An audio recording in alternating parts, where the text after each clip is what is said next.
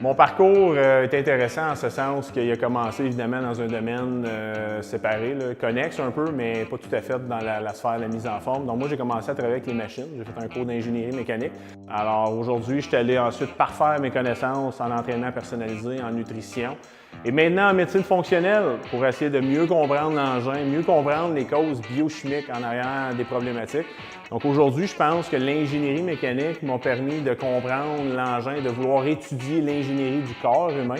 Et aujourd'hui, ces connaissances-là me servent parce que je peux les appliquer encore une fois avec une certaine logique, une certaine pertinence à l'ingénierie du corps humain.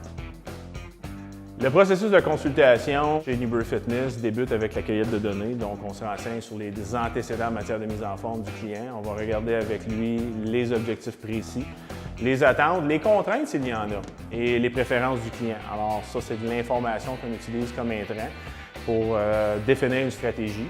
Une stratégie qui va couvrir le volet alimentaire. Donc, on va rentrer dans un menu avec plusieurs options au quotidien, avec beaucoup d'images aussi pour simplifier la démarche, pour permettre aux gens de bien comprendre les concepts. Alors, menu, recettes, des groupes aussi de soutien Facebook avec plusieurs échanges au niveau d'astuces alimentaires.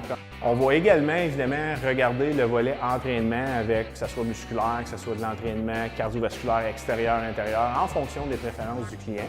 Et c'est là qu'on prend l'opportunité de regarder aussi la biomécanique. Donc, comment bien effectuer les mouvements, que ce soit en salle de gym ou que ce soit dans le confort de votre maison.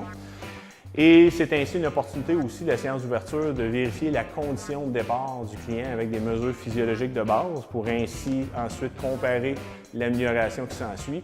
Et finalement, on regarde les différents programmes d'imputabilité et d'engagement qui sont disponibles aux clients pour vraiment stimuler les résultats sur le court, moyen et long terme.